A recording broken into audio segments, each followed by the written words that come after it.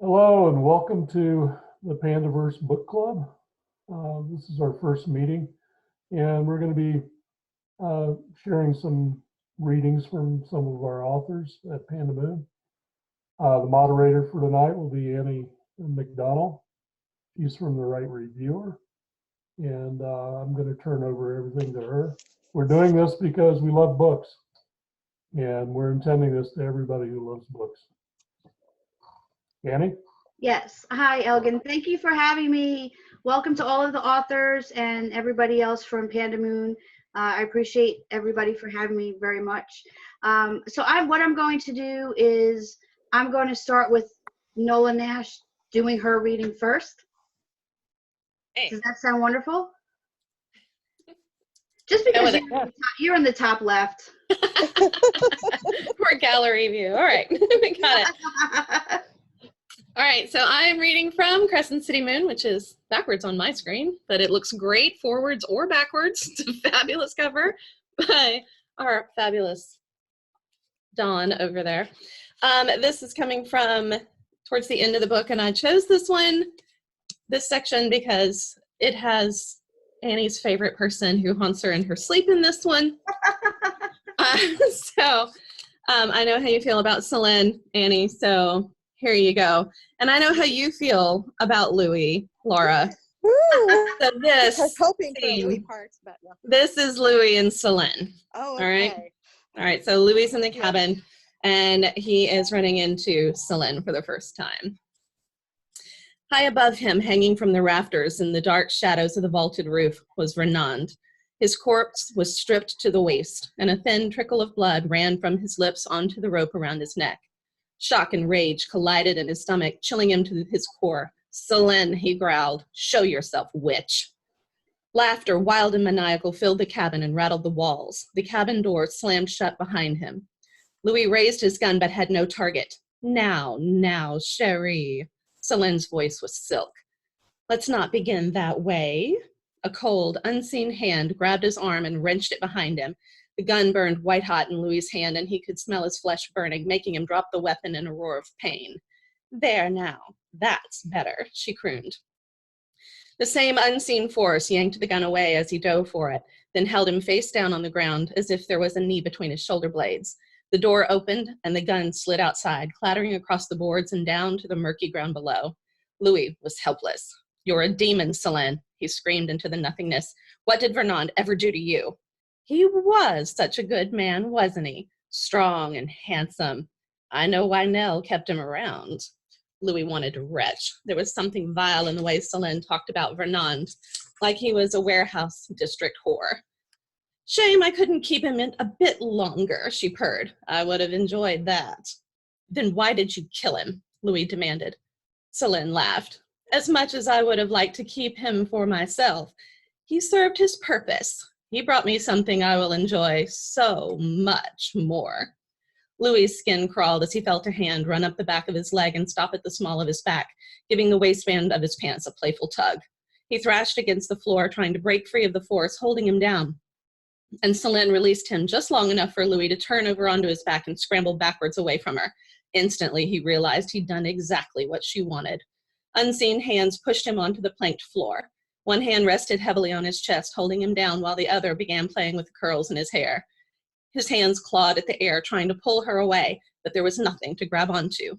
Helpless, Louis flailed as Selene gently stroked his face and traced his lips with an invisible cold finger. Fear and revulsion surged through his body with every touch. Her laugh became a low, sultry chuckle as he struggled against her. "I won't give you what you want, Selene." A sharp crack of laughter. "You don't have to give me anything. I'd take what I want, chérie." "Not everything, hag," Louis growled at her. "You can't take Zélie." Selene roared in anger and slapped Louis hard across the face. There was a flash of blinding white light, then blackness. There is Louis and Selene. I love it. I absolutely adore. I love it. I love Crescent City Moon by Nola Nash. So I do have a minute to ask you a question or two, correct? So I'm going to keep asking. But I didn't want to delve into please tell us what the story is about. I wanted to see what part of the book you were going to read. Mhm. So if you can please tell us what those 3 characters are in relation to one another in your story. Sure. Selene is the unseen force, the voice that is haunting our main character, Zaylee. Fairly early on in the book, Zaylee finds out that that voice is actually her mother, that she thought died when she was born. And the mother is out basically for revenge against all of those who've ever protected her daughter from her for the last 21 years, and she wants her daughter. And Louis is the police officer who's trying desperately to help Zaylee, who he's trying really hard not to fall in love with. It's not working. Totally in love with her. And he's coming to her rescue, he thinks, and runs smack into Selene. And Selene has hung one of the other people who have been trying to help Zaylee from the rafters of the cabin. And so he finds Renand there. And so when he tries to confront Selene, being everywhere and nowhere at once, manages to get her own way with Louis. This story's so wonderful. I mean, all of the characters are fabulous. You can't help but get carried away with all of the characters. But, you know, Louis is definitely somebody that you embrace quickly, right, Laura? Right. Especially, you know, if you're a female reader. But, you know, Gotta love Louis. male and female readers alike can definitely read this novel. Where are you on, since we're in quarantine right now, where are you on Facebook lately? What are you doing on Facebook? Well, other than hanging out and doing interviews with you, which are so much fun, I do enjoy that. We got to do that the other day. I'm hanging out on my Facebook group, Nola's Second Line, just regular Facebook, my regular page. But hanging out in Nola's Second Line is a lot of fun for me because that's where I get to share all of the things that I'm working on. And every now and then we do a giveaway when I get bored and need something fun to do. We'll hold some kind of contest and do a giveaway. So it's about time to do a quarantine giveaway, I believe. So I know we got to give away a book the other day when you and I were chatting, so that's kind of fun. You did. Thank you. Are you you are on Instagram? What is your name Yes. on Instagram? At Nola Nash Writes. And that's Instagram and Twitter. Nola Nash Writes. Mm-hmm. Okay, fabulous. If you could tell anybody anything about yourself as an author, what would you want them to know? I guess I would want them to know, I mean, obviously New Orleans is very important to me, but New Orleans and its culture are important to me, and that culture includes all of the things, both historical and magical, voodoo, all of those things. And I think it's important to me as an author to get those things right. And that's something that I spend a lot of time doing, is actually experiencing those things, going through all of the things that the characters go through in these books to make sure that the experience is correct for not only my readers, but for those people in New Orleans that is a part of their everyday life. And it's just sacred to them. And I don't want to do them any dishonor. So that is the most important thing, I think, especially in this series. Writing about those things is making sure that I get it right for those people. What I love is that a lot of the readers that I know that have read your book are always very excited to know that so much of it is really drenched in true historical facts. Yeah. And that's very exciting. Yes. For me, it's more, the thing that I research first is the history, the fact. And then I weave the fiction into it. And I think that's the only way to do historical fiction well, is to make sure that there is no way that the readers are going to find fault with the history and get lost in inaccuracies so much that they can't enjoy the fiction that you've woven in. I mean, this is a book about witchcraft and voodoo and, you know, disembodied voices haunting people, but the root of it is truly New Orleans history. It's wonderful. It's wonderful. Well, thank you, Nola. I really appreciate your time. And I do want to go to Laura Kemp next. Hey. All right. Thank you, Nola. I really appreciate it. Thanks, Nola. Hi, I'm on Laura. I'm on my little phone. I don't know if you can see my book. Look, I have my book. Oh, Bobby Bean and the Yellow Wood. Evening in the Yellowwood, which was my favorite book of I 2019. know, I love that. I need to have that put on a t-shirt or something. You do, you do. That. Ooh. That's pretty big. It's pretty big news. And It I mean, is. I like to say that about myself, right? But yeah. You are big news. Big news. But so, Annie says, read this book. Right? Annie says, read this book. So tell me, because there's like such a large, this has so many genres in it, and it's very hard to describe what the book is about. That's why I decided it's a lot easier for everybody to read from their book and then tell us what it's about, Sure. what they're reading from. So can you read your part first? I'm dying to Yeah. see what you're going to read. Well, I'm going to read from the prologue. I did that the other day on a radio interview that I did, and I just kind of great. set the scene because the prologue is kind of long. But Justina's at the community pool, and her mother has come to collect her and a friend. Collect, that sounds very British, doesn't it? But she's come to collect her friend, and they are driving home in the car, and she's dropped the friend off, and she's handing Justine a note. Justine has the sneaking suspicion it has something to do with her father, because her mother has said that her father is gone. So she's trying to get to the bottom of what exactly her mother means. So I will jump in there.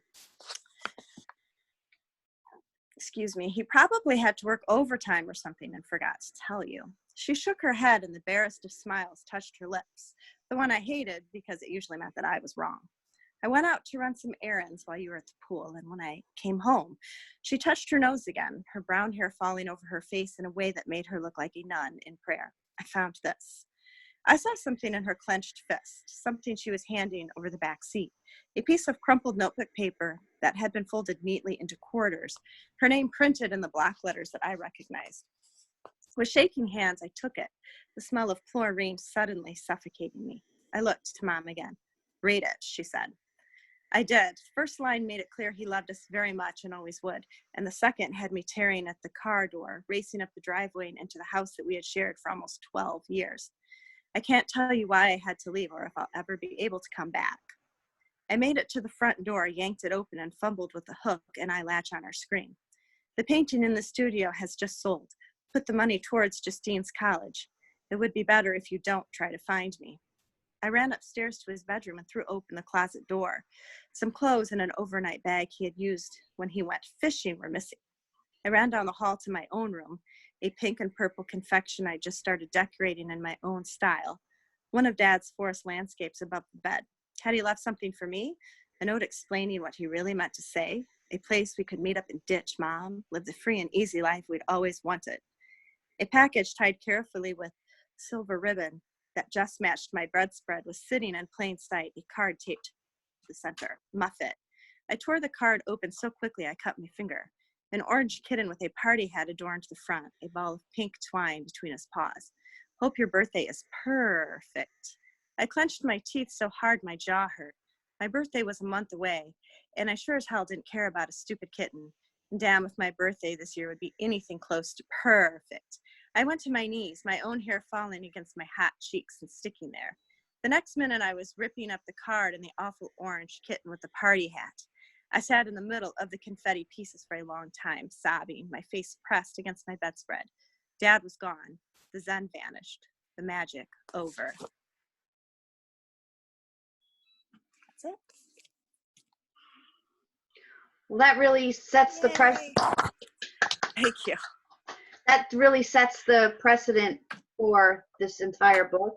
That's for sure. Yeah, so that's it that is the perfect part to read. But I Thank would have you. chosen.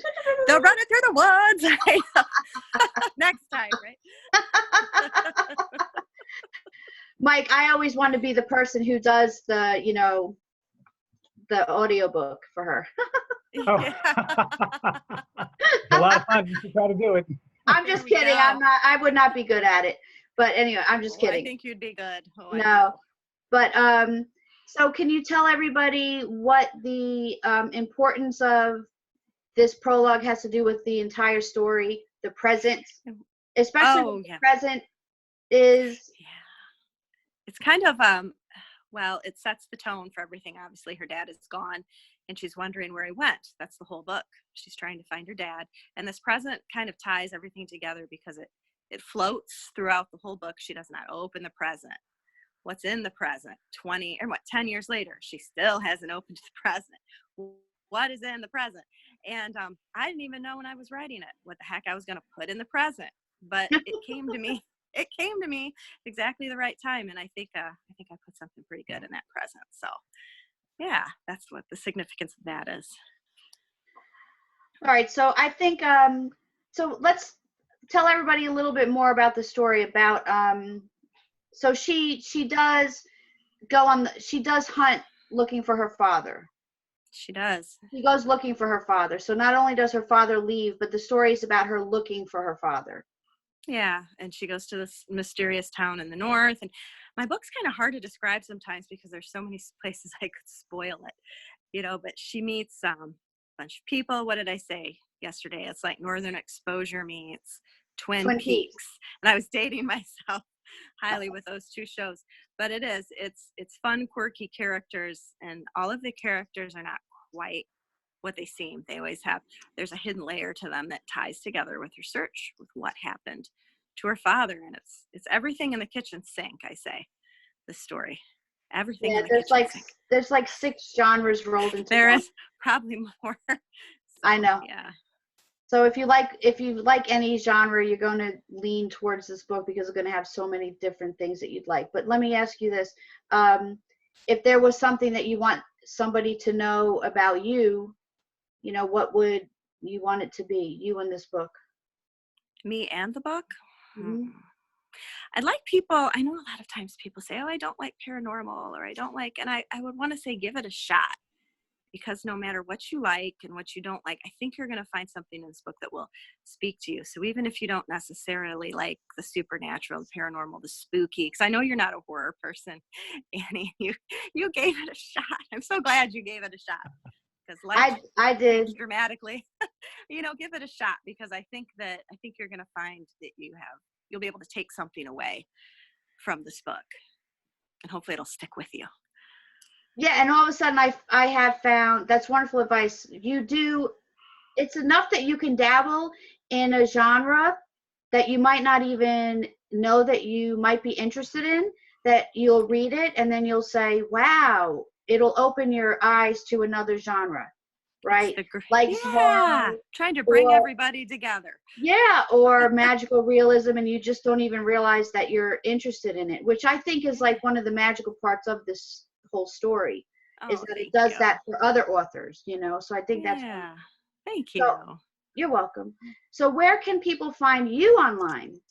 Well, I'm on Camp, which is my street team, on Facebook, I have, oh goodness, over 1,000 members now. It's really fun. And yes, then that's a lot of fun. Yay! And on Instagram at @LKempWrites. Same on Twitter, and I'm pretty active on all those platforms. So you can find me. Yes, you are. And I know you and Nola share a lot of stuff. We do. You're on your page, she's on your page. So Laura's my girl. I love Laura. And Nola's love me some Laura. We're all up in each other's pages. We are. And Annie's page too. Yep. And you also have a very nice male fun male character in your book, like Nola has in hers.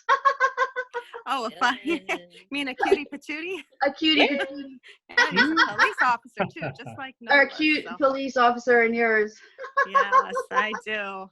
It's always nice to know that there's a little bucket of romance and things. Yeah. You know, I do. so I people like it. People like to hear that sometimes. All right. Well, thank you, Laura. Thank you. Appreciate it. Appreciate you. Thank you. So I'm going to ask Mike Eberhardt to speak next, because we love his voice at Pandaverse. Thank you. It's such a pleasure to do this stuff. I love it. Today I'll be reading from Brian Cohn's book, The Last Detective. Fantastic. And I've chosen a little selection that doesn't spoil anything to set up the scene. Right before this, a detective named Adrian and a police officer named Catherine have followed a suspicious guy named Pembroke to an apartment. Pembroke goes in this apartment and then comes out only like a couple minutes later, and his face is drained of color, and he vomits all over his own shoes and then leaves. And so they follow him to his apartment. Before that, they go into the apartment and discover a dead body inside that's just been beaten to a bloody pulp. And so then they go to Pembroke's apartment to question him about what they found. Okay. All right, here we go. Pembroke's apartment is on the 3rd floor of one of the 6 buildings that make up the lofts. I can hear him stumbling around inside for a few seconds after I knock, before the door finally opens and 2 beady, red-rimmed eyes stare out through the crack, glaring at me with fear and incomprehension, before shifting to Catherine and softening with recognition. The door opens wide and Pembroke stands there, his hands still shaking. He thrusts them into his pockets and puts on a smile that's as phony as a $3 bill. "Officer Higashi," he says nervously, "what are you doing here?" He glances back at me suspiciously before backing away from the door, allowing us to step inside. The apartment is sparsely furnished, decorated with little thought. The walls are bare, and the single bookshelf sits empty save for a framed diploma announcing the graduation of one Peter Dumping Pembroke from some law school I've never heard of. A thick film of dust coats the empty shelves, and the floor is littered with crumbs. There's a round wooden breakfast table under the window, and sitting on the table is an open, unlabeled bottle and a half-empty shot glass. Pembroke walks over to the table and drains the glass, then stares absently out the window, hands shaking at his sides. "So, who was he?" I ask without introduction. What are you talking about?" he stutters as he turns toward me, his face devoid of color. Catherine shuts the front door and locks it. Pembroke twitches as the lock clicks into place. He looks at her pleadingly. "Catherine, who is this guy?" "He's a detective, Peter. He's working for the chief, and you're better off cooperating with him." "But I didn't do anything." "Then who was the dead guy in the apartment?" I ask. "I don't know what you're talking about," he says, his delivery somewhere between high school theater and drama camp. "Stop playing games, Pembroke. We followed you to that rat-infested hellhole and we saw the body. What did he do? Sleep with your girlfriend? Welch on a bet? So you offered to meet him somewhere private, then bashed his brains in. Is that it?" "No, I didn't kill him." He's on the verge of tears now, eyes welling up behind the thin lenses, hands dancing in the air like marionettes. "I swear it." "Yeah? Well, we got a dead body in an abandoned apartment and your bloody fingerprints on the door saying you did it." He whimpers and slumps down into one of the chairs, buries his head in his hands, and sobs. I made up that last bit about the fingerprints, of course, but it doesn't matter. He was scared shitless when he left that apartment. I could have told him he was riding a unicycle and he'd probably believe me. I let my shoulders sag a little as I sit in the chair next to him, giving him a piteous look and doing my best to look like I actually care. "Look, buddy," I say, the edge gone from my voice. "You say you didn't kill him, and I want to believe you. I really do. But you have to understand how this looks. I'll tell you what. Why don't you tell us what you were doing there, and we'll see if we can't figure a way out of this." He stares at the table for nearly a minute, chewing his lower lip like it's a piece of beef jerky. I pick up the bottle and pour another shot, push the glass across the table towards him. He eyes it suspiciously, then picks it up and drains the contents. I give him another minute to let the liquor work its magic before trying again. "Where is Harry Zimmerman?" "I don't know," he says. "I dropped him off at the apartment 2 nights ago. He was supposed to be moved this morning. This afternoon, I got a message that he needed to see me, so I thought there must have been a problem with the move. But when I went down there, he wasn't there. There was just..."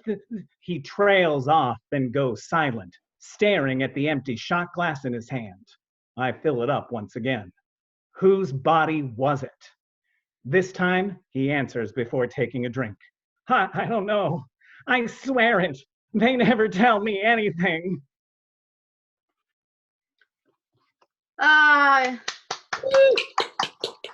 Look, I'm like, who's they? The bad people. You're killing me. You're killing me. Oh my gosh. That's fast. That's fascinating. So Yeah, did you? this is an unconventional detective story in a Yeah, so lot what of you, ways. yeah, what Elgon's alluding to is actually aliens have invaded the Earth, and one of the aliens actually gets murdered, and the detective is trying to solve the murder of an alien. Of an alien. Yeah, so it's a very Oh, so unusual that's the detective day. story.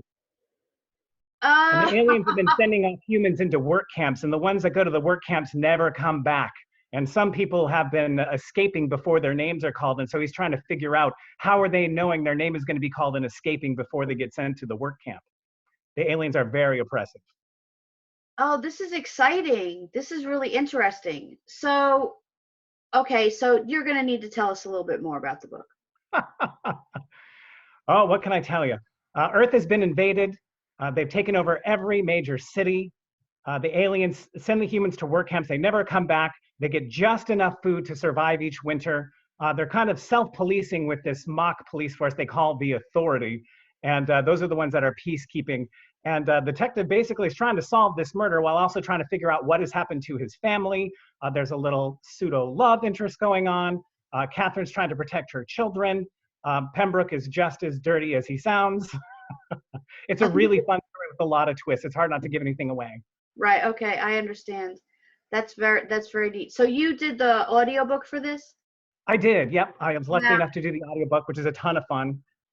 It sounds like a lot of fun. You must have enjoyed doing that very much, I can tell. I do. I love creating the characters and just exploring it. For me as an actor, it's great because when the books are so much more fun than just a regular script of some kind because it's so descriptive.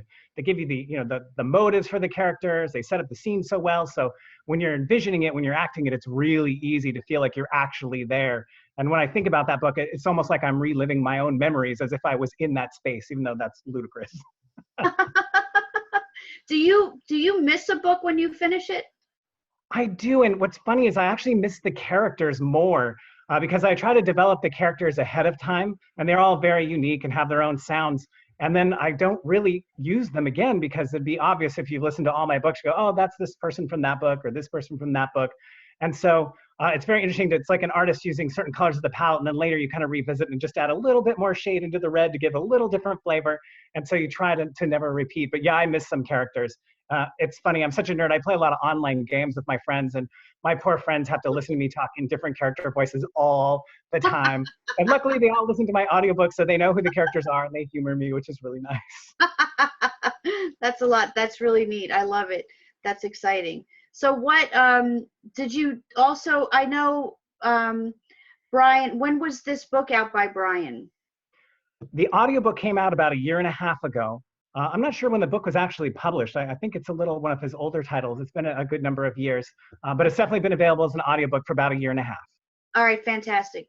Does anybody know if we can find Brian on Facebook? If anybody can find him on Facebook and everything like that? Yes, Brian is on Facebook for sure. Fantastic. And I'm on Facebook as well. I have my own page there, and I have my own studio called Super Fun Studios. I do lots of audiobooks, so I'm there on Facebook under Super Fun Studios and on Twitter. Super Fun Studios. I'm a nerd. I read everything. My shampoo bottle in the shower, the food in my pantry, you name it. I just think it's really fun, so that was the name. Everything Super Fun Studios. I love that. Brian is actually an emergency room doctor. He is. So he is on the front line right now.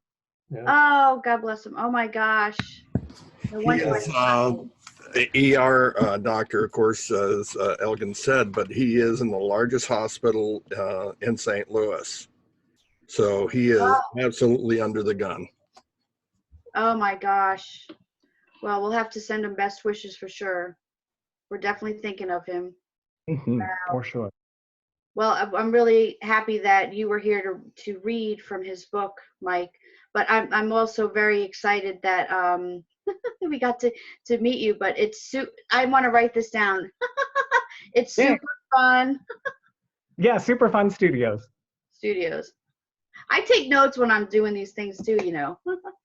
That's really exciting. Thank you. I already had the names of Brian's books and everything, so I had all of his notes, but I didn't I had your name, but I didn't have your studio's name down. Oh, perfect. I've got a website too, superfunstudios.com. Oh, that's great. Fantastic. Is there anything that you would like anyone to know about you that we don't know in regards to things that you do with the book world or anything like that?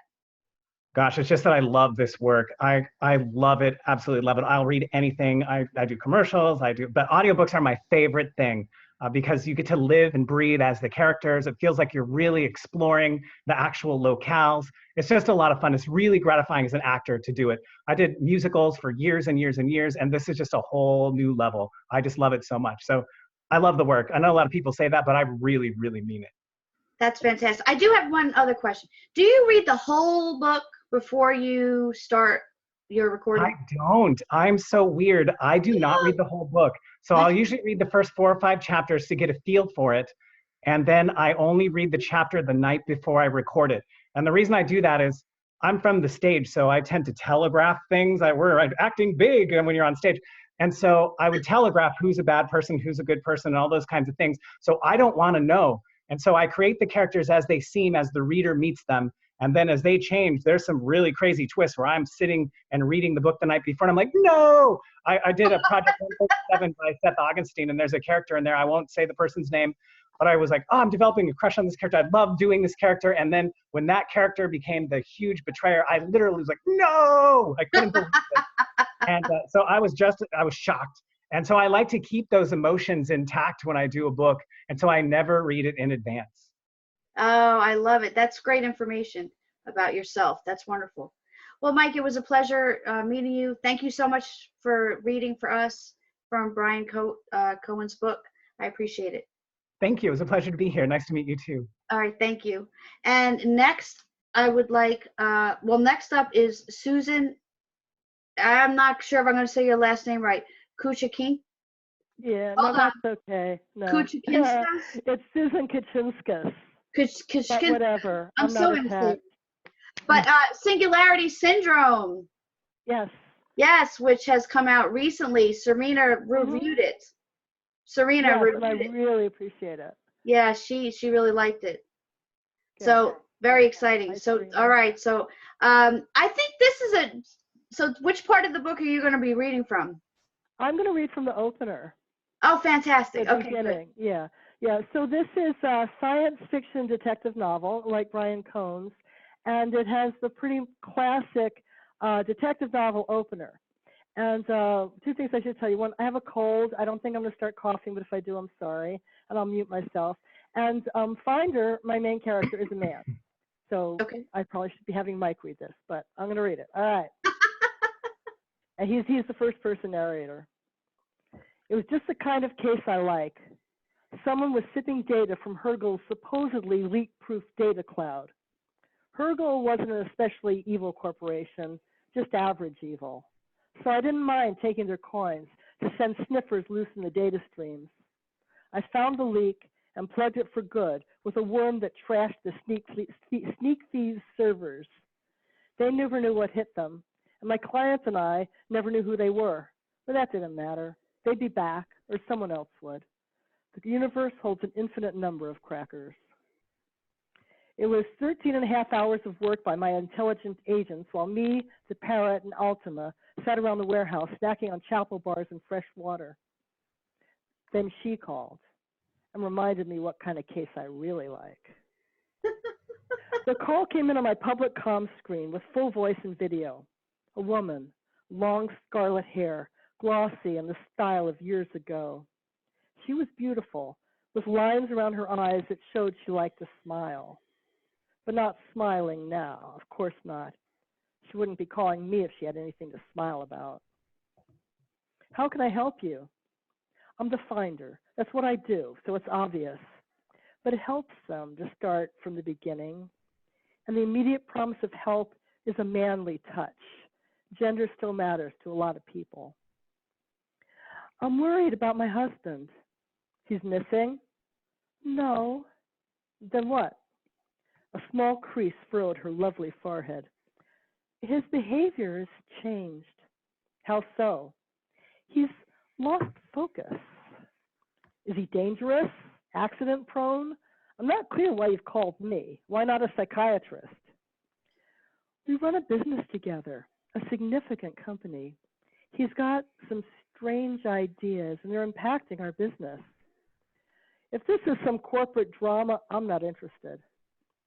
I know about you. Then you know I don't care about the corpse. Unless it interests you. And why would it? I think his brain has been hacked. All right, she was right. That was interesting. His brain has been hacked, or you just don't like the way he thinks. I don't like the way he thinks, but it's more than that.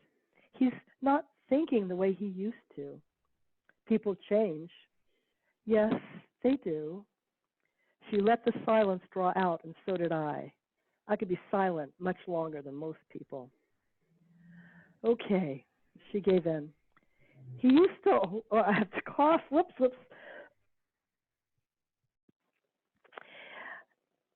She gave in. He used to always be about crushing it, disrupting the paradigm. She saw my look. Yeah, all that macho bullshit, I know. But the point is, he'd do anything for the company. It's his life's work. And now I'm hearing about a higher purpose. A man can dream. A man can delude himself with bullshit. And you want me to bring him down out of the stratosphere? Sounds like a job for a psychotherapist, not a detective. She leaned into the screen. I could almost smell her scent. It would be floral, with a hint of bitterness underneath. She said, everyone knows you're a biohacker, and they say you use your own brain as your biggest experiment. So it takes one to know one? She shrugged. Yeah, frankly. I was starting to taste it, the harsh of adrenaline in the back of my throat. Excitement. Check it. He used to be all business, now he's searching for something more. That's not enough to sick a detective on him. What else do you have? He's just different. She picked up on my look. She was smart and stood up for herself. I know, right? That sounds so vague, but there's something really off about him, something scary. There's a glitch sometimes. A glitch? Yes, an actual glitch. He'll be in a meeting talking about the next product release and he'll just stop for a second. His eyes will twitch, then he'll pick up again. It's like someone pressed the reset button. And he's been dancing. Dancing? Dancing is not a big thing these days, now that physical proximity bears such a high danger of contracting an illness. But it's not a sign of derangement. Red sneered. You don't know about the dancers? It's a new thing with the tech crowd, getting together in real space and just dancing. With people who are fluid bonded? Fluid bonding was another big thing following the multiple pandemics we've been through. A group of people would go through rigorous testing and be certified as disease-free, then promise to physically associate only with each other. No, not even fluid bonded. Dancing with strangers even. It's crazy, right? So timely. So timely. I'm just like, what? You're going to end it with that? Dancing with strangers? I'm sorry, I don't mean to laugh. This is horrible. That's What okay. is this fluid bonding thing here, and how do we go about this, Susan? I feel like we need. Actually, this is a real thing. This is a real thing. People who are like to have sex with a lot of different people, sometimes they will do this. They'll agree to get tested and then only have sex with each other. Whoa. I didn't make it up. That is not part of my world. I'm learning stuff on this call. This is great. Nola, she does her research. Yeah. Now, Susan, I tend to actually experience the things myself that I put in the books. Is this so how? you've been hung? You've been hung? I've not been hung. I've done the magic part. The magic. I have never hung anyone nor carved sigils into another man's body. Well, but there you go. do you? We make stuff up. We're authors, but this is a real thing. I mean, so much in my book is, and the last book, Chimera Catalyst, it's based on science and social trends and technology that are happening now. So, yeah. I mean, wow, what an excellent beginning. So I was taken aback with the parrot, feeding the parrot, because I know a little bit about the parrot. So can you, for 1 second, tell everybody about the parrot? Sure. So in the previous book, Chimera Catalyst is about the making of chimeras, organisms that have genes from more than one kind of organism. So Finder is a biohacker and a gene splicer, and he created the parrot. So he's part parrot and part dog, and he's his sidekick. And over the course of the first book, Finder opens up and realizes he loves the parrot. Aww. Oh, so cool though. I mean, so what a cool thing. What a genius thing to make up. I love it. It's totally different than anything you've ever read, or I've ever read anyway. I don't know about anyone else, but it's very genius. So, all right. So I guess Finder does decide to meet up with her in person. No, hold on, I got a cough. Here I am. In this world, people do not often meet in person. He doesn't ever, his dealings with her are virtual, but he does indeed meet up with, yeah, he takes the case, Okay. and Finder's method is actually to meet face-to-face with people. He's very old-fashioned that way. I mean, what a great story. I love it. So what would you want anybody to know about this story and yourself? Okay, it's sort of a Romana Calais of the tech world.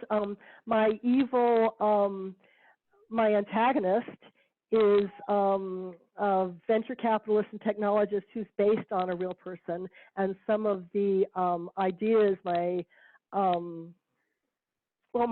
villain takes them to extremes, but they're ideas that a real person has promulgated in public.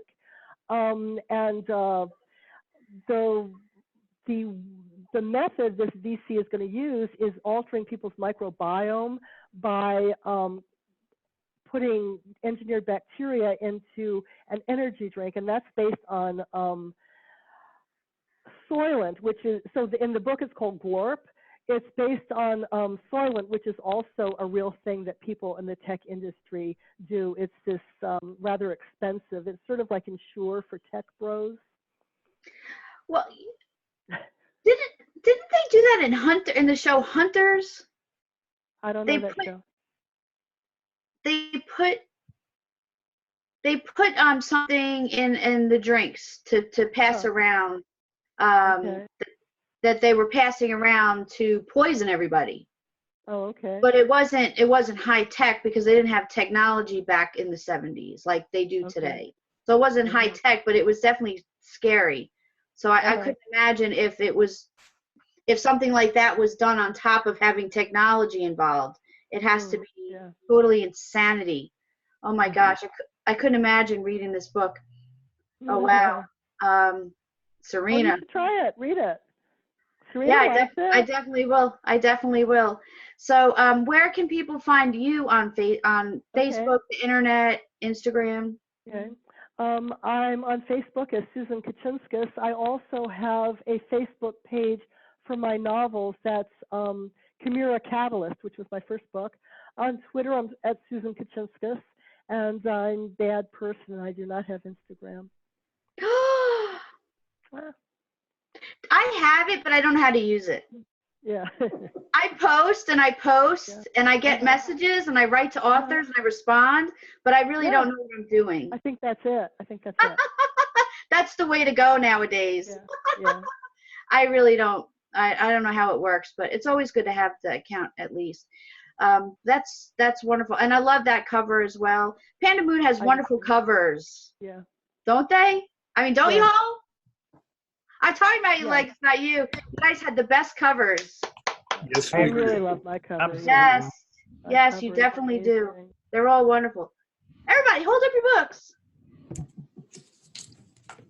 Come on. Why is mine backwards? I think it's just Mine's your in the camera. bedroom. Mine My goes husband's backwards in my sleeping. camera, but I bet it's. Oh, okay. Fabulous. All right. Well, does anybody else, Elgin? I really, this was a wonderful, I was timing everybody so that we would end within the hour. So that's how it was perfect. Yeah, it worked out great. Perfect. Yeah. Thank you. It's really great that you've read some of the books that were in here, so you could actually interview based on your feelings and knowledge about the book. So that worked out really well. Well, you're a good interviewer, even if you didn't read the book, too. Thank you. Thank you. I love doing interviews. I love doing interviews when I read the book, when I don't read the book. But when I read the book, it's a lot more impassioned because it's like, I really understand the characters a lot deeper. I feel like I know them. Yes, you do. I kind of feel like Mike because he's read them. I kind of feel the same because I when I read a book, I feel I always say that I'm a method reader. like when I read Nola's book, I read it out loud. All before I know it, I'm standing up and I'm and I'm reading to my dogs out loud. That's what I do because I get so much different than just reading it inside your mind. It really changes the way you feel about it. I feel like for me, yes, it does, and all of your voices change for the character. I do this. I do the same thing, and my dogs are like, "What's she doing?" Yeah, it's very. What's Mama doing? I bet they went and hid under the couch and things like that when Celine was speaking. When Celine came out. Yeah. I mean, we said they were gonna have to get thunder coats for the next book because it gets even worse. He told me the next book is scary, like a lot scarier. Crescent City Sin. She said it's so scary. I said, oh my gosh, I'm gonna have to get thunder coats for my dogs because the thunder is gonna come out when I'm like Celine, But yeah, I love reading. I haven't read a Pandamoon book that I haven't absolutely adored. It's one of my favorite publishing houses, if not my favorite. Absolutely. Oh, appreciate you and everything you do. We do. Thank you, Annie. By the way, Annie, if you ever want to hear an audiobook, just shoot me a message. Any one that I've done, I'm happy to send you promo codes for so you can hear them free. Oh, yay. Thank you. I really appreciate that. Absolutely. Thank you. That goes for all of y'all. Yay. Awesome. We love, Serena and I both love audiobooks. So that's fantastic news. Thank you. You're welcome, of course. Yay. I need to read Brian Cohen, and I definitely need to read, Tony Oliver. I don't know where he went. Yeah, Tony Olivia. He's Olivia. Yeah, he had to check out. He's got an early day tomorrow. So. Oh, because he has that new book. It's good. Oh, yeah, it's really good. I'm so excited to read that book. That one has so many twists and turns in it. It's just wild. It is very good. I can only imagine. Yeah, so that's really good. Tony has firsthand experience with a lot of places around the world. So, like this one's primarily set in Amsterdam, but he travels a lot. He's been everywhere. So, his future books in the series are going to be set in different cities around the world. So, what is the name of his book? The Amsterdam Deception. The Amsterdam Deception, that's right. So everybody, even though he's not here, y'all need to check out his book, The Amsterdam Deception. It's fabulous. That cover's really nice too. Let me not say nice.